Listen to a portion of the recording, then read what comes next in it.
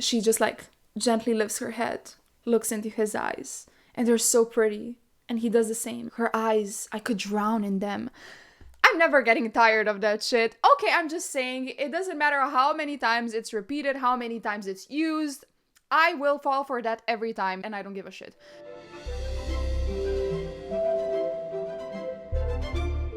Hey guys, Nina here, and welcome back to More Than Fiction. So today we're gonna be discussing Powerless by Lauren Roberts, which is a seriously popular book on Book Talk. And, that's the reason why it took me so long to pick it up, because I'm always kind of scared when something is super popular on Book Talk that it's overhyped, and that's exactly what I'm gonna be deciding at the end of this episode, if the book is worth the hype or if it's overhyped. If you're new to this podcast, you should probably know that I always talk about books without a plan, okay? I never plan anything in advance. I don't write a script. I just talk from my heart. Before we dive into spoilers, I will give you like a brief opinion without spoilers, but eventually spoilers are coming, so be warned. So my short, spoiler-free opinion is that I think I liked the book all in all. It was like a fun read, an entertaining one. There were moments when I laughed, when I giggled, when I got excited about the characters, about the arcs and certain tropes. There were moments when I couldn't look away, when my boyfriend would be like, hey, can you do this for me? And I would just like shut him up, just go away, I'm reading, So if you get that kind of a reaction out of me when I read, that means that there are definitely things that I highly enjoyed about a certain book, right? However, there were also things that I did not enjoy, like the writing sometimes annoyed me or maybe cringed me out, a lot of repetitions, and I'm not very strict when it comes to writing, okay? I respect anyone who can even write a book. I feel like that's amazing. So I'm not that strict. So you know that if I say that the writing kind of did bug me sometimes, you know that there probably is like an issue. Also, this book is highly inspired by the Hunger Games, and that would be fine. I don't mind authors taking inspiration from other books, from other work. But here, I felt like certain things could have been changed, switched. There's so many ways to write a book about trials, about games or whatever, so many other ways, and she could have gone like a different route in certain situations, which I'll dive deeper into later, but I kind of didn't like that. Also, it felt like sometimes that this book is maybe written around tropes, that the author, she kind of decided what tropes she wants to have in the book, and she kind of wrote the plot around that. You know what I mean? It wasn't first I'm gonna do, like, I don't know, this is gonna be a plot-based book, I'm gonna do the plot, and then what feels natural when it comes to tropes, it'll get in there. But it feels like she just wanted certain tropes in there so much that she didn't really care if they even make sense there, or if they should be repeated as many times as they were, and stuff like that. All in all, what I'm trying to say here, I guess, is that this is not gonna be just all rainbows and sunshine. So if you're one of those people who is like so obsessed with this book and you can't stand to hear anyone criticize it, then this podcast is probably not for you, because I always criticize books, like even the ones that I love, because there's always something, no book is perfect, and that's fine. It doesn't make it a bad book. It doesn't mean you shouldn't love it and be all excited about it. It just means that I also want to talk about the not so pretty parts, because that's part of life too. Not everything is just beautiful and fun and amazing, right? Now let's dive into spoilers. And by the way, please subscribe to this podcast, rate it, give me a 5-star so that people can discover this podcast faster and that this community can grow, right? Okay, without further ado, let's dive right in. We follow a girl named Peyton. She lives in a world that is divided into two groups, the elites and the ordinary. The elites are basically people that have superpowers, super abilities, which they have received a few decades ago because of a plague. There was like this disease that left them with powers. However, certain people received no powers or they died off. So the people without powers are obviously called the ordinaries. And for a while, the elite and the ordinary lived in peace, okay? They were besties, they were friends, it was fine. But then the king, the current king, he decided that the ordinaries are shit and that he's gonna banish them, okay? Well, Of course, that would not work if he just said that, but he actually kind of made up reason. He said that basically the ordinaries are a disease actually to the elite, that they suck their powers out, or well, they just make them lose their powers. Basically, they influence them like that if they're too long around them. So that's why he gave them a chance to escape, but he actually like eradicated them. He executed them. There was this purge. He rounded up the ordinaries, and now they're basically not allowed to live in his kingdom. However, Peyton, what's her name? Damn, this girl's name, by the way, I do not like it. Okay, it's Peyton. I hope I'm pronouncing this correctly. It's Peyton Gray, okay? So she's an ordinary, which is super cool, by the way. I like this. I like the fact that this girl has actually no special abilities, because I feel like that's rare these days. The main character, she's always this like super strong, super powerful, almighty character, and I didn't feel like this with Peyton. Sure, she's definitely capable, but it's because she trained and she worked hard to gain these talents, in the natural way. There's nothing supernatural about her, and that was kind of refreshing, because for a while there I was wondering, is there gonna be like a twist where we learn that she does have powers and they were just dormant because she's just that strong, that super super powerful being, that her powers were just too much that she somehow crushed them, and yeah, now they're exploded and she's back, and she's the meanest, baddest bitch. And I'm glad that didn't happen, okay? Of course, the book also makes sense, like it's called Powerless, but I thought maybe at the end we're gonna get like a reveal, or I was hoping not, and I'm glad that didn't happen. So yeah, she's an ordinary and she's not supposed to live here, but her dad was great. He taught her how to survive in this world, and basically by pretending that she's something that she's not, which sucks for Peyton, but she had to somehow stay alive. And he basically taught her how to be a psychic, you could say. Taught her, she's just very perceptive. She notices things other people don't, like the dirt under your fingernails, which probably means that you're like digging a grave somewhere. Anyways, the king, he also created like a celebration, you could say, because the plague is something that they celebrate, for example, and they say thank the plague, okay? Like we say thank God, they say thank the plague, because they're just so grateful for the plague because it brought them their powers, and now they're super amazing, right? However, Peyton, of course, she hates that expression. That we learned that early on. She has this best friend, Adina. I think it was Atina. It sucks that this character was so irrelevant to the story that I don't even remember her name. And I'm a podcaster, so I'll probably Google it later. So yeah, she has like this cute relationship with her. They both live in the slums, which is like the shittiest part of this kingdom, like the super poor part. People live on the streets, they sleep on the streets, they're basically homeless. And Peyton, and Adina, wait a second, I have to clear this up. Yeah, it's Adina. They live together, and they've lived together ever since Peyton was like super, super small, ever she became homeless. Actually, they kind of helped each other. They had to help each other to survive, but eventually, of course, they became friends. And Adina is actually the only person in the world right now that knows that Peyton is an ordinary hiding among the extraordinaries, right? So she's a true friend. Anyways, the king created the trials. It's kind of unclear to me why the trials are a thing.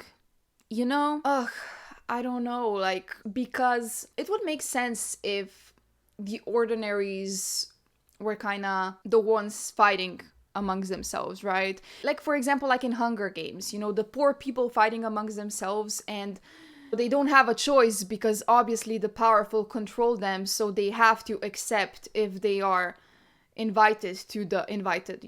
If they're invited to the trials, they don't have a choice. And also, if they win, for example, they gain a lot of money and prestige and all of that, and they can help feed their family. Which, again, like, I would say that it's a good thing that it isn't like that, because that would just be, again, too similar to the Hunger Games. But it would at least make sense, because this kind of doesn't, I don't understand why do these like individuals who are invited to the trials, the royals, for example, like Blair and Sadie and Jax, why do they have to say yes? Like, if they said no, what would that mean? That they're traitors? Because this is never established really in the book. It's never established, for example, that if, let's say, Andy Kai's cousin, that if she said no, like, I'm not interested in competing, I don't want the glory and whatever comes along with winning, I'm fine just the way I am, would that mean that the king would just throw her in jail and execute her? Does that mean that? Because that's never established. In that case, it's hard to understand why they simply can't say no. I kind of understand Kai. I mean, his father basically forces him, and he's been training for this his entire life, but that's the only person that I kind of understand why he wouldn't say no. So I guess I would assume that it's because, they're all so very grateful for the plague, for the king, that he's there for them, that he banished the ordinaries that would, kill their powers. And they see this as like a really good chance for expressing that gratitude. They're brainwashed, maybe, in that way. I don't know. But there were so many times in this book when Kai was kind of, thinking, and he was like understanding that the king does these games because he's just so bloodthirsty and because he just wants to pit them against each other and entertain the crowd. So if Kai is aware that these games are there just for entertainment purposes, that means that probably the other contestants are too, and yet they're still so stupid. Like, all of them are just so stupid that they would still compete and risk their lives for what? Like, literally for what? Especially when you know that you're up against Kai, who is literally like, his abilities are unmatched. It just kind of left me a little bit confused, and I wasn't dwelling on it too much throughout reading while I was reading this book. So it didn't bother me that much throughout the book. I wasn't like rolling my eyes all the time and complaining, oh my gosh, this is so stupid or whatever. No. But since we're talking about it, since I'm diving deep in on this podcast about it, I have to mention it. And if you have any kind of opinion about it, hit me up, let me know what you think. Okay, so anyways, Spaden, if she wants to survive, she has to rob people. And one day she comes across this very rich and handsome fellow who, he's obviously rich by the way he walks, carries himself, the way he's dressed, and of course she wants to steal from him. And that's exactly what she does. And by the way, I love this meet cute. It's not really a meet cute because she planned it, okay? She basically bumped into him on purpose. And, that's one of those things that I'm never gonna get tired in books. Like, when the main characters just, like, bump into each other, whether it's the first time they meet each other or just, like, once along the road. I love it. I'm like, just bump into each other more often, please. Just, like, bump. I love that. I don't know why, but I just do. Oh, and I also love it when the characters lock eyes for the first time. Okay? When, she just like gently lifts her head and just like looks into his eyes. And they're so pretty.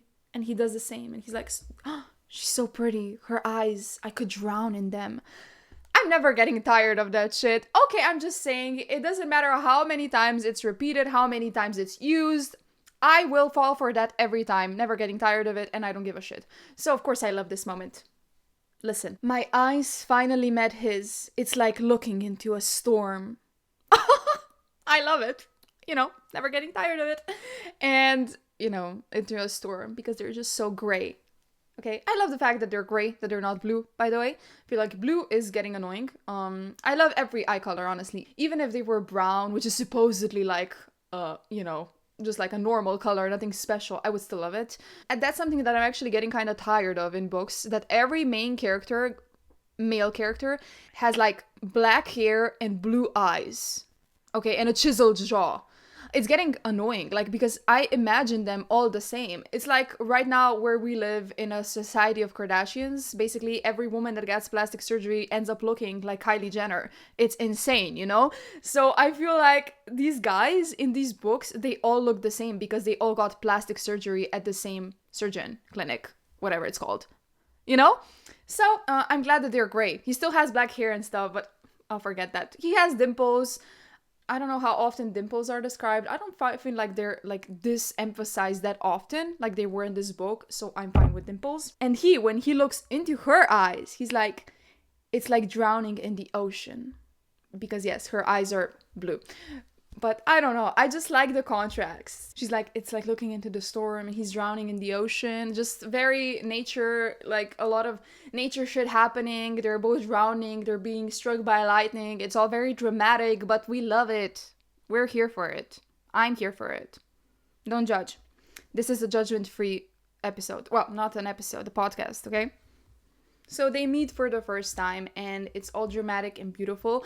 And the thing with him is that he has like a really special ability, and I'm not sure if he's the only he is I think he's the only one. Like no one has that ability, at least we haven't seen it yet, but he basically mimics everyone else's power. So if someone can like shapeshift, he can shapeshift too. He takes on their abilities. That means also that he can sense other people's abilities, and that's what he does with Payton. When he runs into her, he kind of tries to sense what she has. He's curious, of course, and he senses nothing.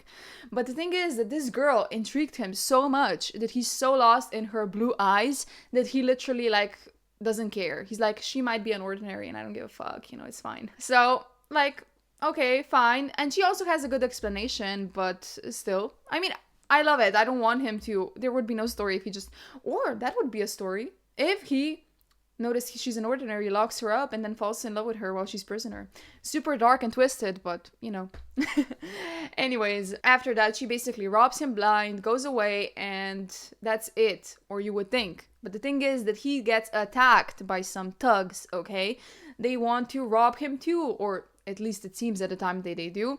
So they attack him, and there's like a silencer among them. And a silencer is actually a forbidden ability in their kingdom because it's just so strong that the king actually outlawed some abilities. Like they're called, I think, fatals, and the silencer is among them because he basically dampens your ability. Like your head starts to hurt, you can't use it, you can't do shit. You just literally cannot do shit. He just silences you or your ability. I think that's it.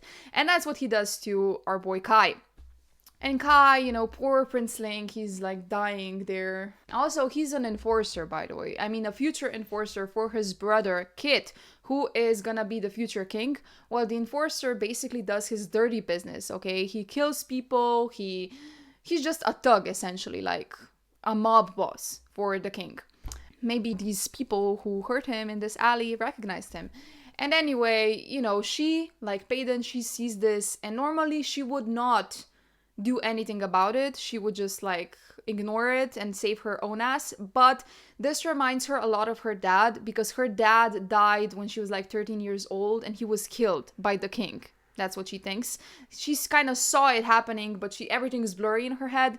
And anyway, she just kind of reminds her dad, like crunching on the ground in pain. So she helps. And that's when Kai, of course, again talks with her, and he kind of tests her, and we see like firsthand. I mean, we saw it before with other people, but for example, she sees, I think, that Kai's boots are dirty, that he has that he's full of dust, so he knows that he probably banished some people into the desert, but he doesn't want anyone to know, because usually when this happens, when the enforcer and the king's guard, when they banish someone, they make a big show out of it.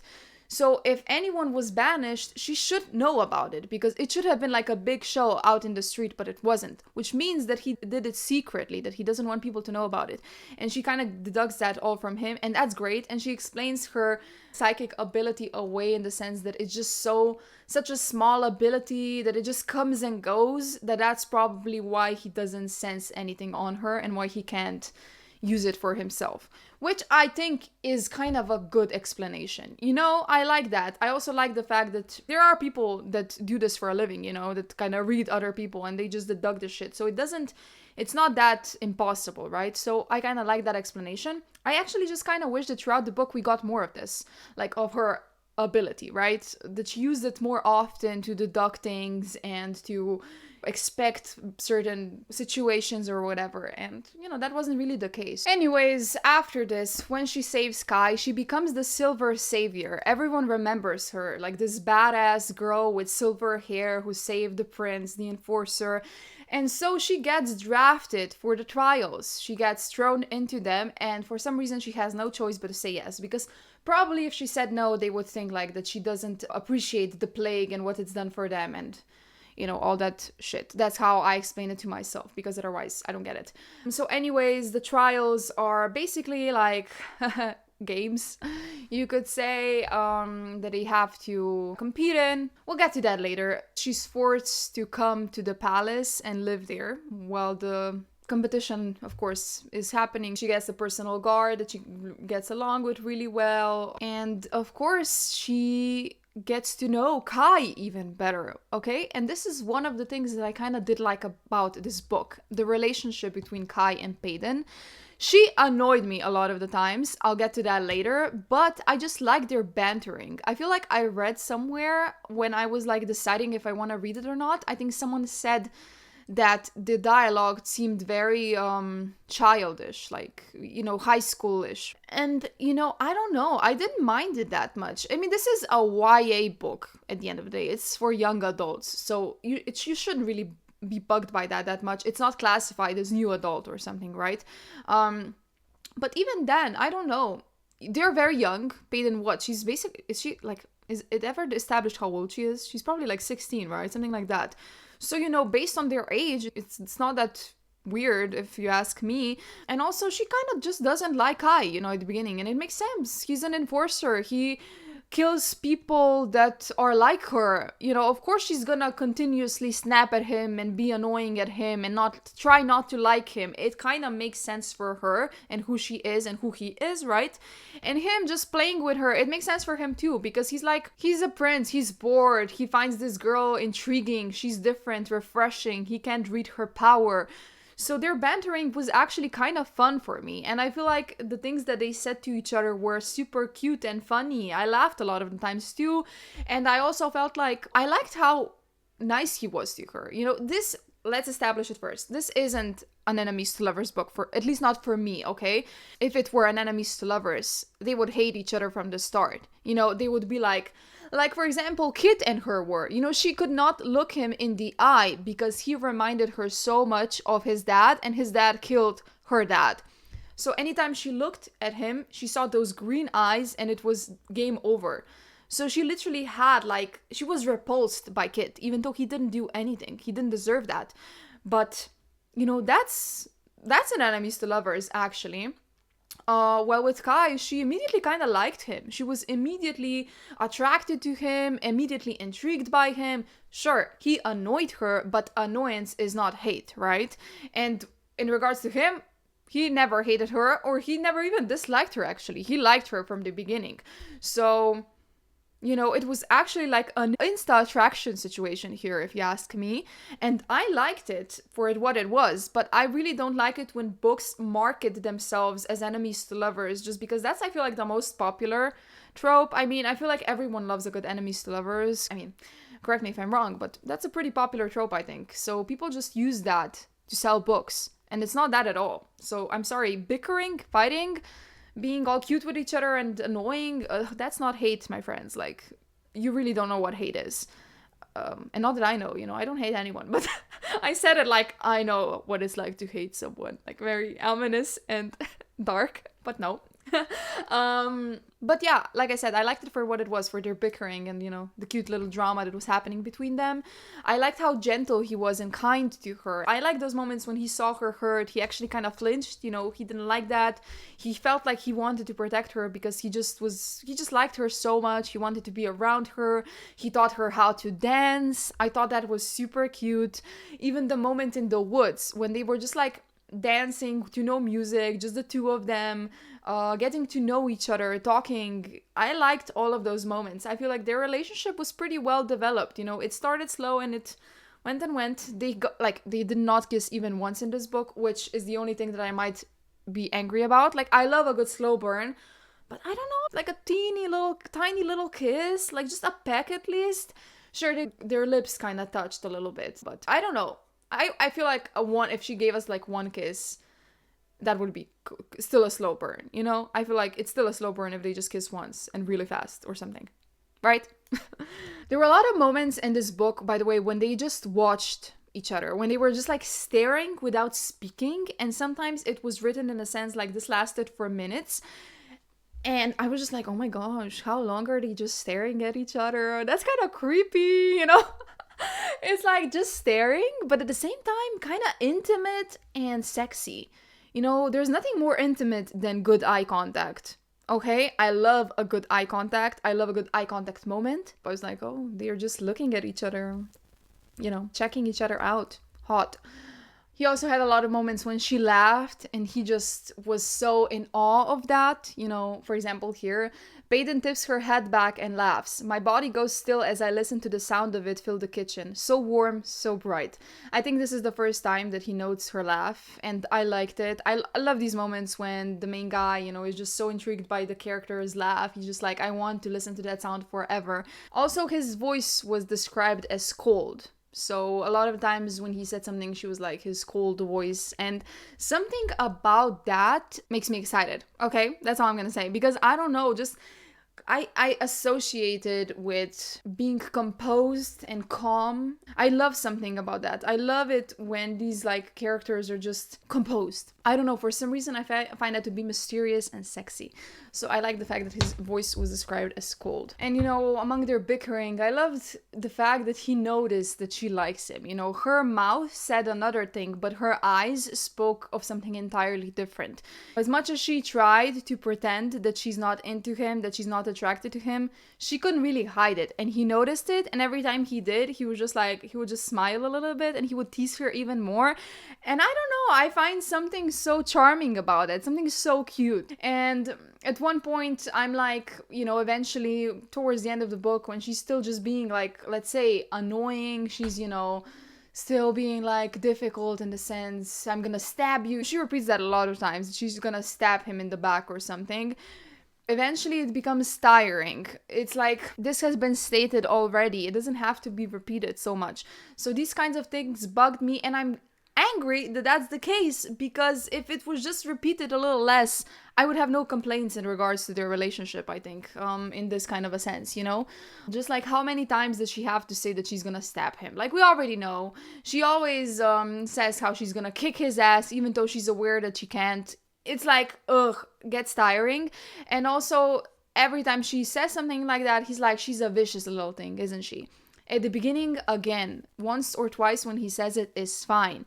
But every freaking chapter, she's a vicious little thing. Again, we got it. I don't like it when things are repeated so many times for the sake of it. There are moments when something has to be repeated for dramatic effect, you could say. But this isn't for dramatic effect. This is just to make us be like, oh, she's a vicious little thing. You know what I mean? And for some of you, it might have worked, but for me, it didn't. For me, it was like, roll my eyes hard moment, I love a good full circle moment. For example, this, when he says, do me a favor, darling. And what's that? Promise me you'll stay alive long enough to stab me in the back.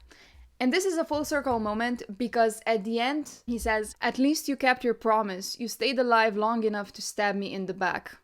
So yeah, there were a lot of moments between Kai and Peyton that I liked, and I'll get to them later.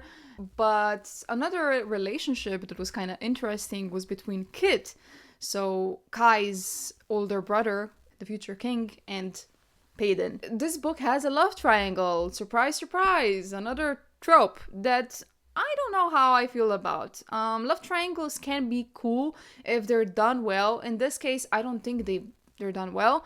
It's just like so unnecessary that Kitt fell for the same girl. There was no depth really between them, at least at the beginning. I guess she kind of intrigued him because she was different, just like she did Kai. But at the same time, Kai told Kitt, even before he met her, that, he liked this girl. When he met her in the street, and he thought he was never gonna see her again, he told Kitt about her, and when Kitt teased him about it, he was like, does it even matter? I'm never gonna see her again. And then obviously he does, but Kitt knew that Kai is into this girl, and yet he still went after her. And Kitt and Kai are supposed to be really good friends too. They're brothers, but they get along, they love each other, they're very close. So that's just kind of weird to me. And I get it. Kai is, I guess, a very stoic, cold person. At least that's the image he portrays to the world. But Kitt should know better, and he does know better.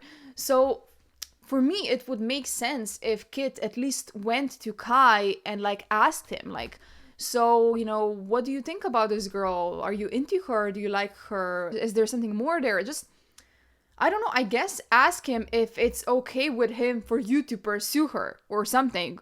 Wouldn't that make sense? But between these two, there's no communication whatsoever. which is surprising because the way the author describes it is like they're super close. They're like brothers, they love each other, they're besties. And yet, I don't really see that on page. Like, it's described like they have these, like, this banter going on, they tease each other, they grew up together. Kai told us of, like, so many stories between them. But I didn't feel the connection because not once did, like, they talk about her and have, like, an open and honest conversation about anything. This is a problem with this book. There's a lot of tell and no show. Okay, the author describes these things, like how close of a relationship they have, but she doesn't show it. And it's the same between, for example, Peyton and her best friend, Adina. I did not grow any kind of attachment to her. In the beginning, we had a few moments between them, but that's it. Adina was gone for most part of this book, so at the end, when she died, like, I felt bad for Peyton, of course, how can I not? But I wasn't, like, sad about it. I didn't grieve this character. I didn't cry about it. It didn't hit me hard because I didn't know her and their relationship was not that well developed at all. The same for Kitt and Kai. Like, a lot of talking about how much they love each other and how they grew up together, but what? They just don't talk about the one girl they both like? Or about the fact how awful their dad is. They just kind of gloss over it. And I guess you could say they're guys, and guys, they don't talk about their feelings or whatever. But I don't know. It would make sense for them to talk about the girl that they both are into. And that's the thing that guys would talk about, I think, even if they're like typical, stereotypical men, like, of course they'd be like, oh, she's hot, I want her, I'm into her. I don't know, stupid, but you know what I mean. So that kind of annoyed me. So that's why it didn't make sense for me. At the beginning, I thought to myself that maybe Kitt isn't into her like that, Maybe he's just intrigued by her because of where she grew up, in the slums. And that's also a part of his kingdom that he's gonna rule eventually. And he wants to get to know that side of his kingdom as well, because he's obviously a better person than his father. And that's the right thing to do. So that makes sense. That's fine. And that's how I explained it to myself for a while. I was like, he's just curious about her. He wants to get to know, like, more of his people. She's so different in that sense. He's basically coddled. He's not allowed to go anywhere. He's not allowed to see his kingdom and, its people. So that's how I explained it to myself. But then eventually, it's revealed to us, which I was dreading and expecting. I was expecting it, but I was hoping that wasn't the case. But yes, it is revealed to us that he is into her, like, romantically, that he's attracted to her, that he wants her. And I was just, why? Why? And, eventually, like, Peyton, she also asks Kitt, why? Why are you like this to me? Why do you take me out, ask me stuff? And what he responds is, with the future that I have, it's hard to meet people, really meet people, get to know them. Most of the people in there, he points towards the stone wall of the castle, they want something. And they'll say whatever they think I want to hear to get it. But you, and she's like, but I tend to say things I likely shouldn't. And he's like, and I tend to enjoy hearing those things. So this makes sense, okay? Why he would befriend her. And even here, I was like, maybe, that's just the only reason. He wants someone to tell him how it is. And I guess, she's a pretty girl. It's refreshing that she tells him how it is. She's different. So he can't help but feel something for her. I don't know, I guess. I still wish it was just a friendship. Or if not, at least talk to your brother about it. Like to your supposed best friend. And also, let's not, mention the fact that there was always some kind of jealousy between them. Like, at least from Kitt's point of view, that's also a thing that Peyton noted. The first time when the resistance unintentionally attacked them in the ballroom, he wanted to fight, but he couldn't, and he was mad about it and kind of jealous that Kai has that ability and he doesn't, and that's what Peyton kind of noted. So, I don't know, maybe this is subconsciously him seeing that maybe Kai's into her and he wants to have something for a change that he doesn't, but wants to have, you know what I mean? Like a rivalry between brothers. But even if it is that, that's fucked up. This is supposedly your brother who you love and you want to what? Kind of get back at him for something that he has no control over? If that's the case, sucks. And now that we're talking about Kitt, I guess I would say that I don't really I don't like Kitt, you know? At the beginning, I kinda did. He was described as this sunshine, like golden retriever kind of a character. You know, he's super nice, and even Payton eventually started to see that he's not like his father, that his green eyes could not be any more different, right? Which is amazing. So, you know, I kind of like the fact that Kai has this kind of a friend in his life that he can rely on and it will be there for him. But eventually, you know, the more I got to know him, the more I was annoyed by him because, like, he worships his dad. He worships a king that literally treats his brother like shit. I cannot understand that. If my parents treated my sisters like shit, I would literally not speak to them. You know what I mean? Or at least, like, of course, still my parents still love them, or at least I would try to like talk to them about it. I know that this is the king, they're scared of him, but why? Exactly, like why would you want, oh my gosh, why would you want to earn the respect of someone who treats your brother like that? It's just something that I cannot relate to. I can't understand. I don't like people who don't stand up for what they believe in and who don't fight for that, right? I'm like the type of person that I will never, like, if I don't agree with you, I will never shut up. I will just tell you to your face what I think. So when I guess when I come across characters that are the thing that I really kind of like hate in people too, of course, like I cannot help but not like them, but dislike them, you know? So it was kind of annoying. And even like his mother, for example, Kai's mom, he told, like, at one point Payton asked him about her and he told her that she's the only, you know, out of the two parents, that she was the good parent, that she was there for him or whatever. And Payton said something to him like, yeah, but she didn't stop your dad from treating you the way he did. And he was like, she had no choice. And I'm just like, come on. This woman, like, okay, fine, I get it. She fell in love with the king, but then she allowed him to treat her son like that. And even fine if she can't do anything about it, like to not stand up for him, to not say anything. And now, I mean, it just, I can't. I don't think that's a good parent. I'm sorry. Like, I'm sorry.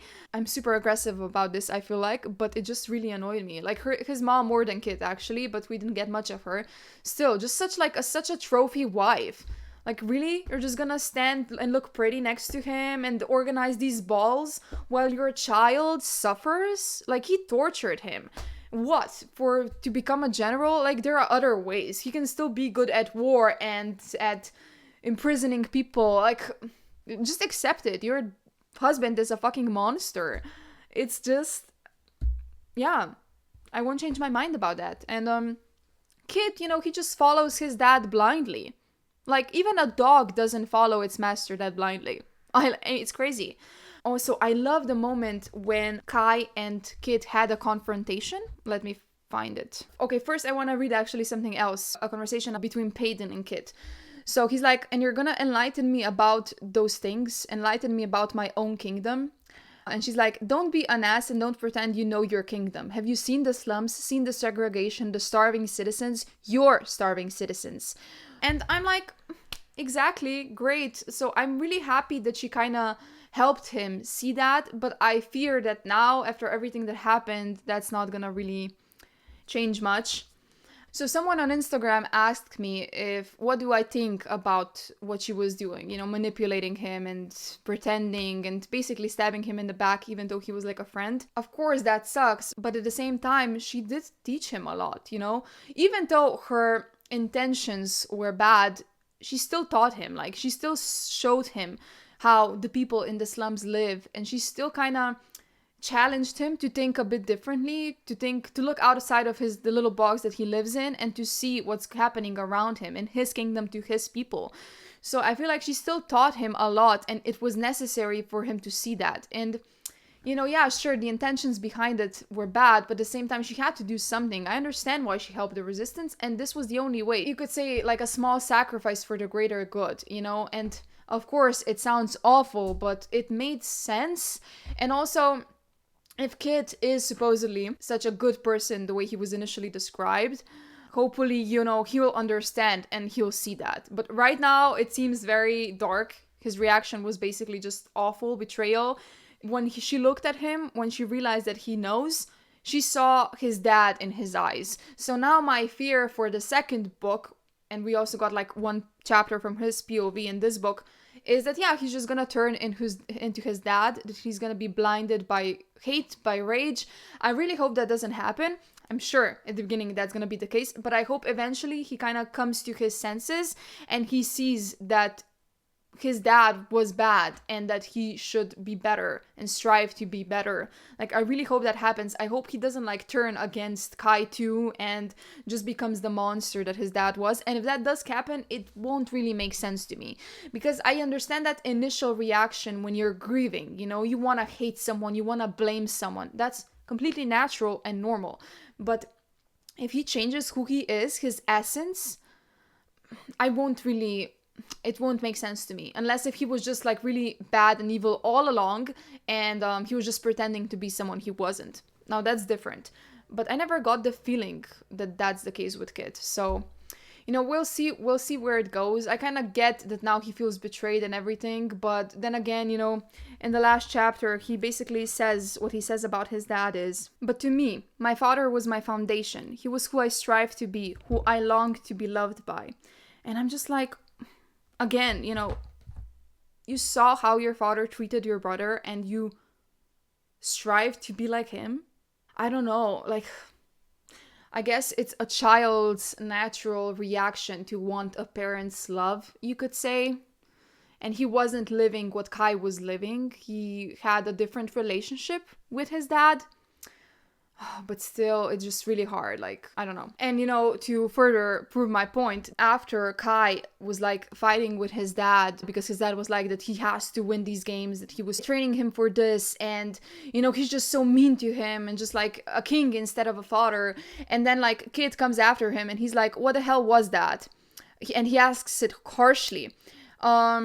And then Kitt says, "Look, I know your relationship with father is difficult. I get it. After all the training he put you through and the expectations he has for you now, believe me, I get why you two have trouble getting along.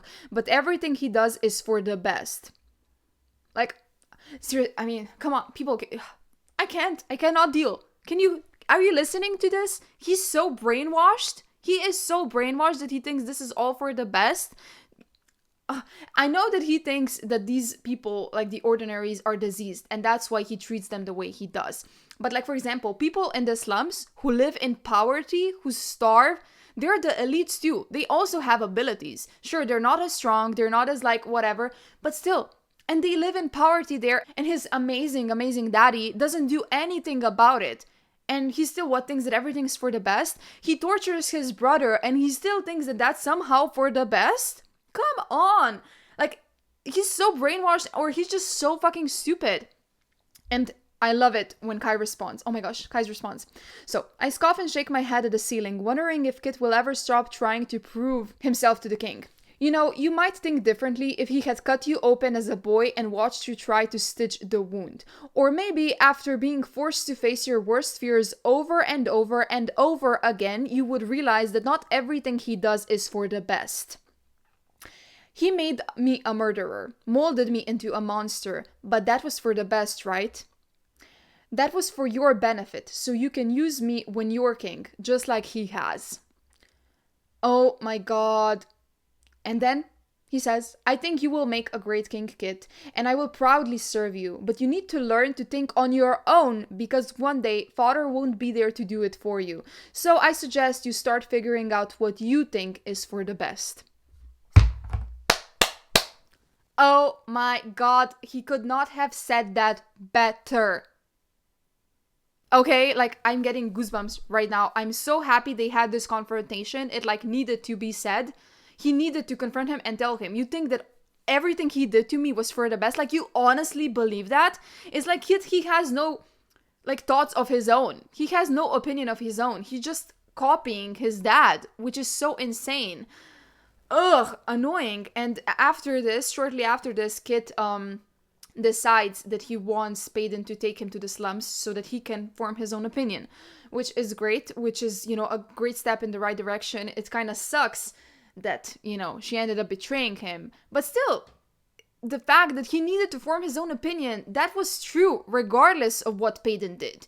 You know, this was something that Kai told him himself. This is something that Kitt knew all along himself. He needs to form his own opinion. He needs to form his own conclusions and not just copy his dad, right? This is something that, regardless of what Peyton did or what happened between them, is something that should make sense to him and stay true. You know what I mean? So I understand that he's angry at her now and maybe even hates her, but if he just changes who he is and if he just starts hating everyone around him and acting like a dick towards Kai, his brother, sorry, I don't get that. You know, and like Kai said, you know, I will serve you like I served him. You know, I'll be your enforcer. And obviously, Kitt isn't comfortable with this. When Kai says this to him, he feels bad about it. So if now all of a sudden he just becomes his dad, even though he obviously kind of disagreed with his tactics, I mean, maybe it makes sense since he copied him so much while he was alive that he would copy him also when he's dead. But I don't know. I do hope that he did learn something from visiting the slums and everything that happened. Like, positive stuff too, not just hate and rage and, you know, all the negative shit. Okay, guys, so right now I actually have to stop recording because for everyone who's just listening, I'm also recording this as a video. I'll be posting it on YouTube, so I have to stop because it's getting dark. So I'll continue tomorrow, and yeah. See you tomorrow, I guess. Hey guys, I'm back! Well, for you, I never left. I'm actually even dressed the same way. That's dedication. But for me, it's a new day. So, hello again. Okay, I want to stay with Kitt for a little while longer just because I feel like I really dissed him a lot, and rightfully so. But, you know, at the beginning, like I said, I did like him. And this was, for example, one of those moments where I actually noted in my Kindle, I like Kitt. It's when she asks him, "Do you not want to be king?" And he says, "I do not want to be a coward. No one has ever asked me that before." And she's like, "You will find that I often ask questions that I shouldn't." And he says, "Don't stop. Your questions, your thoughts, your contradictions, I want to hear them all." And I think this was the first glimpse we got into Kitt and where we saw that he cares, that he wants to be better, that he wants to do better, that he strives to do better. So that shouldn't be forgotten. And like I said, I really hope that in Reckless, in the next book, he doesn't completely forget this. Another thing that I liked in the relationship between Kitt and Peyton is that she kinda was realizing gradually that he's nothing like his dad. And I loved how she was noticing it in regards to his eyes, because like I said, eyes are a big deal for me, and she says it here. They hold a certain warmth and worry, looking less and less like his father's with every blink. I just love that, with every blink. Ugh, amazing. So, you know, you could literally say that this is an enemies to lovers story. She could not see Kitt as a separate person, literally. She just associated him with his dad so much. Now, let's move on from Kitt. We'll probably get back to him later, but let's discuss the trials real quick. So, the first trial, they're basically dumped into a forest, which is called the Whispers, something like that. And oh my gosh, Hunger Games much, you know? I was already annoyed with the host. The woman that has blue hair and that resembles Caesar so much. The interviews they were giving, basically Hunger Games 101. They have to charm the audience, they have to get their votes. But do the votes at the end even matter? Like, we literally forget about those votes. What happened with the votes? Were they voting? Like, sure, it's mentioned one time that Kai is in the lead, and I think that Peyton, she was like 4th or something. But other than that, nothing, nada. At the end, I don't even know who won. I think it was Blair, right? Because she was she won that game. But did she win the entire competition? Oh my gosh, I don't even know. Like, hit me up, let me know if I should know this, but I don't think it's, like, revealed to us. Blair is revealed to be the winner of the last challenge, and that's it. But those votes, they amounted to nothing. So what was the point of that? It was so unnecessary to have that. It was literally just copy-paste of the Hunger Games. It pissed me off. But while reading it, I was still kind of trying to justify it. I was like, but it doesn't matter. Like, okay, she copied this one thing. I mean, she copied the part where they had to train also. And she was like eyeing the weapons that were at her disposal the same way Katniss did. Oh my god, but I was still being delusional and I was still justifying it and being like, fine, it's okay, it's okay. And then the whispers thing happens and they were drugged and they were dumped in the forest. They woke up in the middle of the forest. Like, a forest. Come on, why a forest? Couldn't it have been something else? I don't know. The desert, maybe. I assume it would be much more difficult to write about them in the desert, but, you know, you're a writer. Like, fess up, you know? So, yeah, that was kind of... It dragged on for me. But finally, when they meet up, Kai and Peyton, I was again happy. You know, seriously, this book, it's a romance for me. I was living for the romance. I would live for the plot too. I am a plot girly. Like, I love a good plot. I want things to be happening. I'm not that into romance books just for the sake of the romance. I want other stuff to be happening. Otherwise, I get bored. But here, the other stuff that was happening was boring. It wasn't that well done. As soon as they kind of became a team, I was into it. But the other stuff that was going around them, like, they had to fight in this forest for those bands that they had around their wrists. I mean, it literally no substance there, just brutal force, just no interesting challenges, no interesting obstacles, just them being animals. Like, okay, whatever, boring, you know, nothing special. Like, for example, if you have read The Serpent and the Wings of Night, I feel like it also has trials. It also has like games, you could say, similar to the Hunger Games, but it's still written in an interesting way. It's different. And for example, I loved those challenges there. I loved the plot there. I wasn't bored while reading that at all. So, you know, it can be done well. That's what I'm trying to say. At the end, when they got out of the forest, they had to fight again all together. It was a brutal fight. Jax almost died. And I felt bad for Kai, of course. Like, he has literally no one. He has just his brother and Jax that he really, like, cares for. And even that, I wasn't touched by it that much. I felt, like I said, I felt bad for Kai. But who is Jax, honestly? Again, a lot of telling and no showing. Kitt and Kai, they adopted him as a brother. I don't think he's adopted by literally the king. I don't think the king would do that. He's an asshole. But we're told that they're super close, but we really don't get none of that relationship. Their interactions are minimal. So when he was like dying, I hoped he wouldn't die. I was kind of suspecting he would, because he was again one of those like really kind golden retriever characters, but he saved him, so fine by me, whatever. And that's that. Then the second trial was basically them climbing a mountain. Oh my gosh, I hated that trial. I was just you know, Kai and Peyton were separated. They were in the same group. Peyton was with Ace, who's just awful. I hate the guy. Oh, that was an interesting thing in the first trial, though. Like, that's something that I did like. Ace's power was kind of cool. You know, the fact that he does illusions. And, for example, the first thing she saw when she encountered him was Kitt dead in a pool or something. And that was kind of cool that she actually was really affected by Kitt. And for a second there, I was kind of worried that the author was gonna go a step further with this love triangle, that she's now gonna have actual feelings for Kitt too, and she's just realizing it or some stupid shit. I'm glad that didn't happen. But yeah, for a second I was kind of worried there. I'm not saying that Kitt and Peyton wouldn't work. Like, honestly, I could see something there too, but is it necessary? No. Thank you, but no. Anyways, back to the mountain. They had to climb the mountain. Kai's cousin, Andy, was bitten by a snake. I thought she was gonna die, but she didn't. And then, guess what? At the top of the mountain, they have to turn against each other and they have to fight. Come on, again, seriously, like, there could have been a different kind of a challenge for them, in which they would also compete, but in a different way, like obstacles or something. Just make it different. I don't know, make it fun. But it wasn't. That challenge was the worst. And then the third one was the maze. And kind of imagined it like Harry Potter, you know? The maze where like it was really foggy and ominous. This one wasn't as creepy, but it kept changing. It was magic. So that was cool, but again, it could have been done so much better. They were lost in that maze, and then they encountered someone, and again they had to fight, and it was a big deal. But it wasn't, because we all knew that Kai and Peyton were not gonna die, and the rest of the characters, if they did or didn't die, like, who gives a shit? Honestly, who gives a shit? And then also at the balls that were happening in between trials, at one ball they had to fight again, like they had to fight, big deal. Peyton was up against Blair and she humiliated her. I don't give a shit.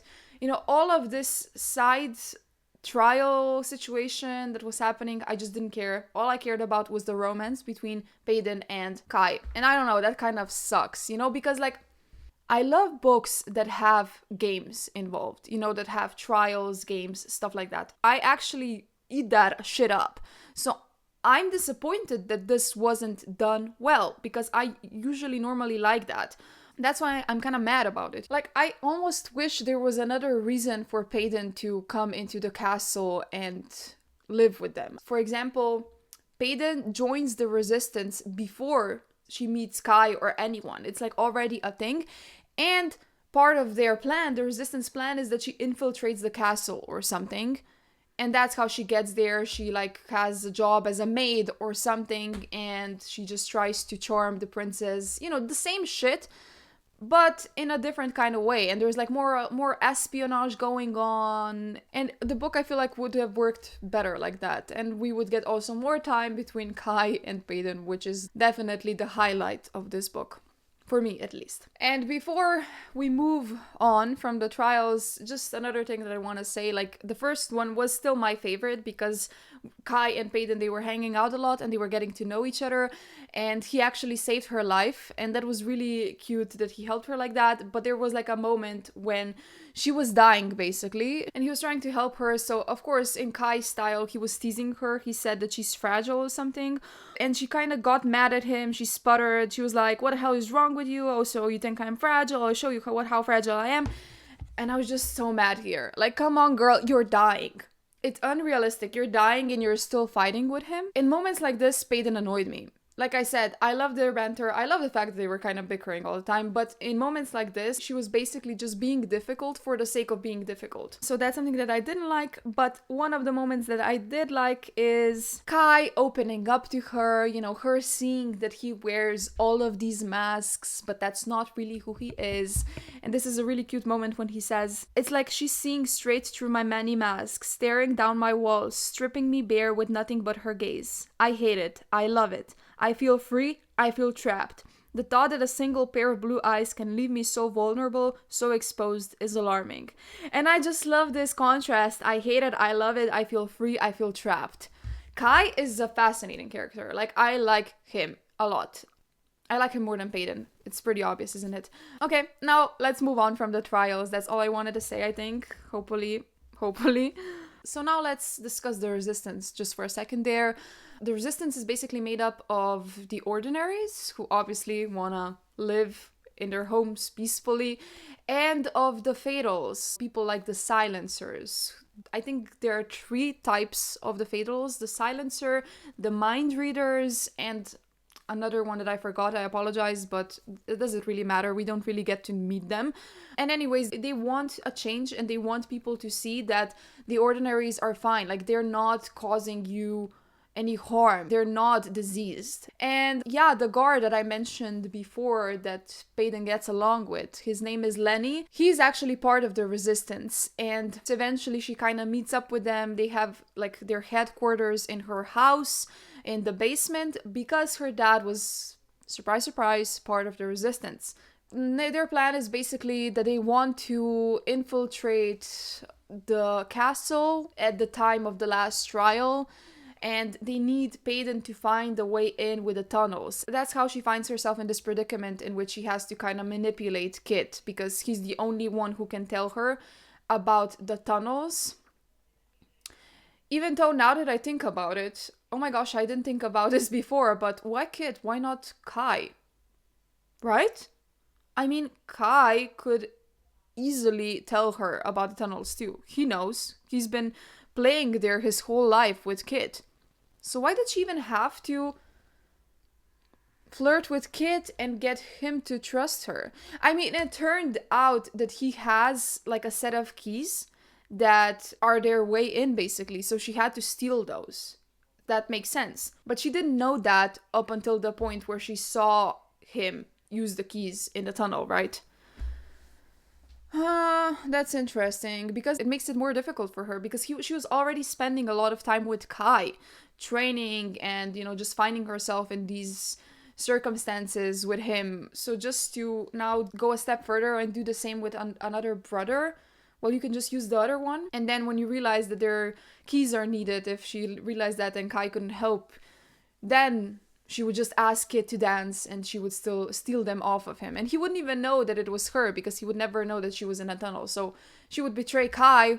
I mean, she already betrayed him, so it would suck more, but still. Let me know if I missed something, if there's like another reason why it had to be Kitt. Like, there's no way it could have been Kai. Yeah, anyways, that's it for the resistance, basically. There's not much really to say. She ends up achieving what they planned to achieve. They infiltrate the trial, and the speech that the so-called leader gave was just awful. Instead of just getting straight to the point and telling the people that they're not diseased, that the king has been lying to them, he just goes on and on about some other shit, and then all hell breaks loose and it's too late and shit gets real. Peyton at one point locks eyes with Kitt, and that's when she doesn't see Kitt anymore.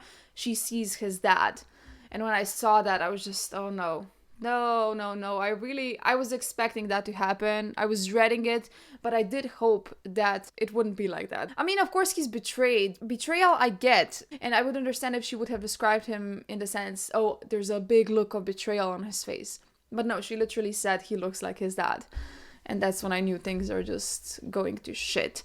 And soon after that, not soon after that, her friend Adina dies. Not gonna dwell on that. I wasn't that sad about it. I didn't cry. I normally cry when it comes to these kinds of situations in books, but I didn't here because I don't know Adina.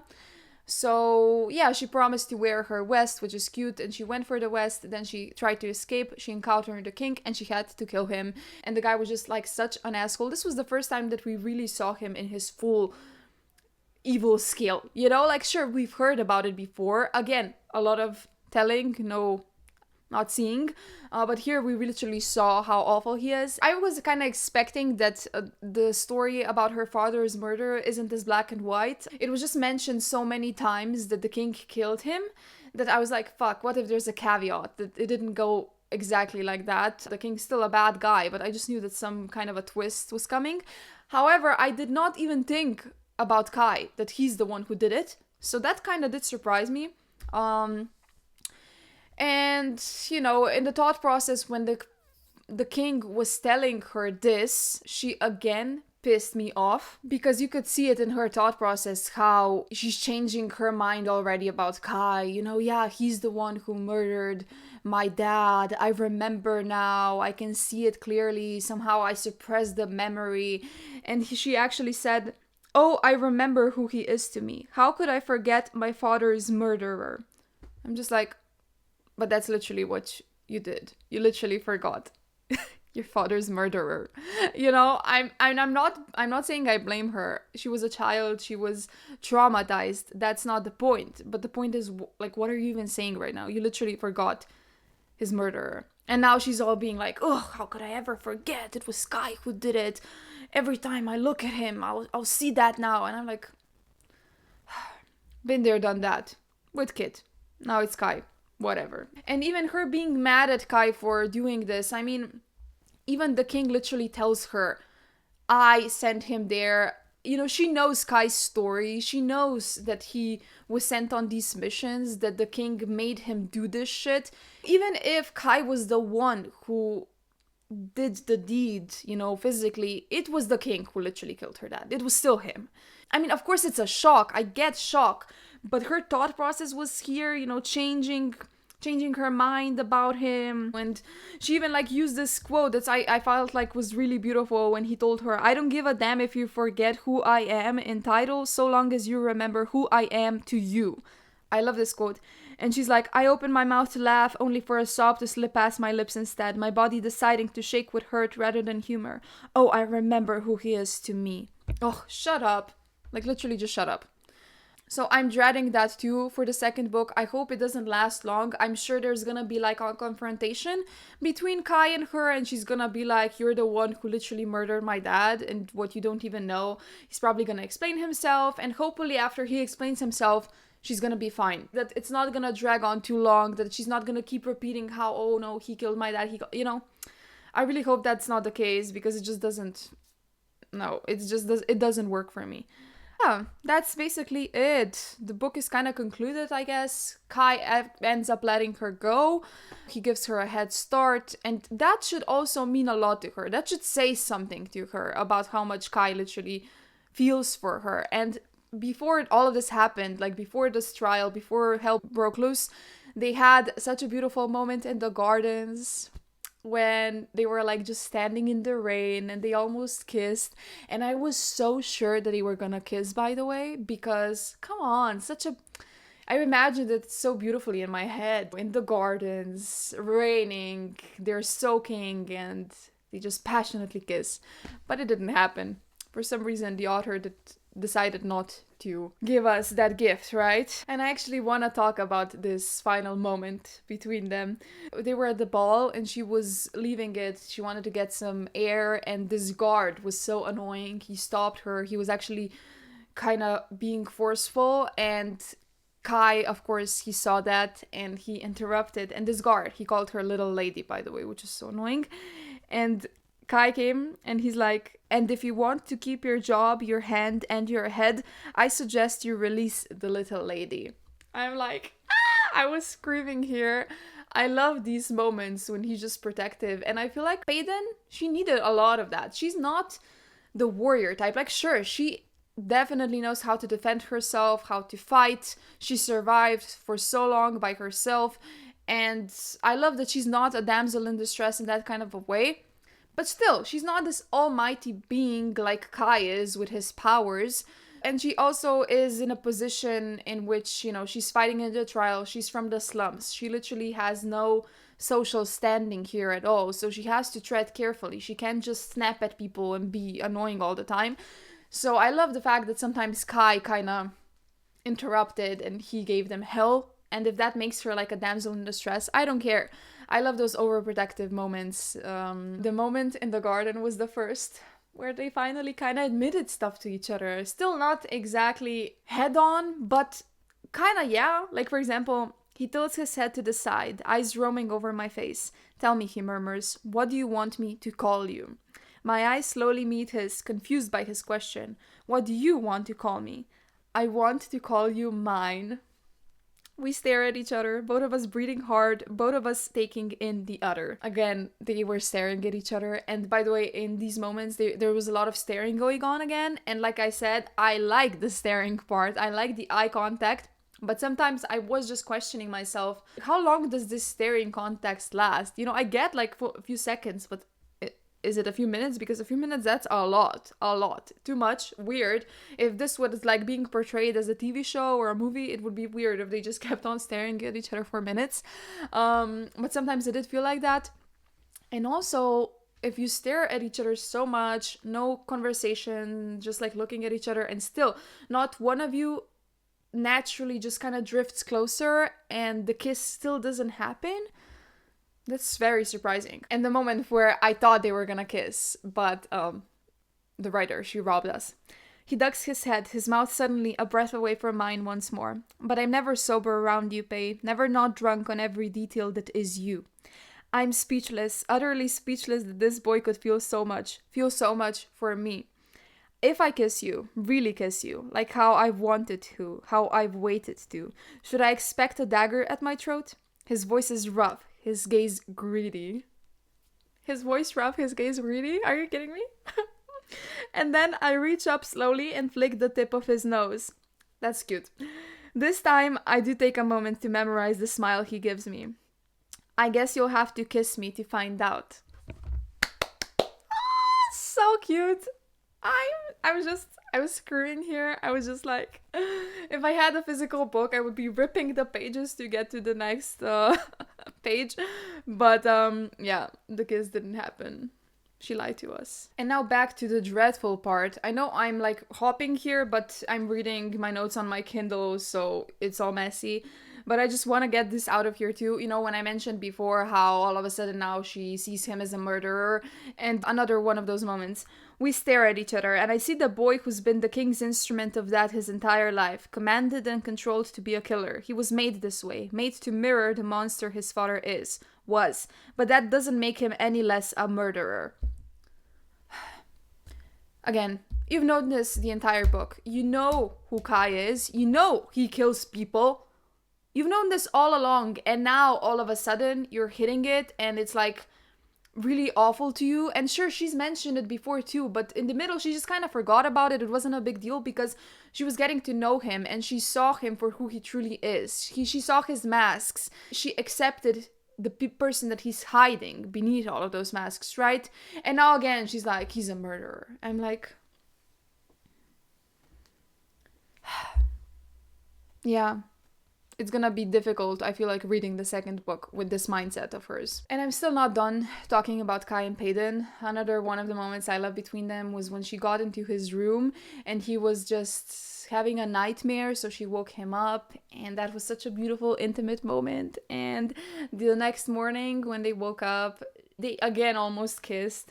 And he said to himself, I can't do it anymore. I can't stop myself from wanting this, wanting her. I shift closer, her lips part, and there's something digging into my throat. What the hell? She has the damn shoe pressed against my neck. This was kind of funny, but kind of like, oh my gosh, Payton, can you just give in? Like, literally just give in. Where is this willpower coming from, girl?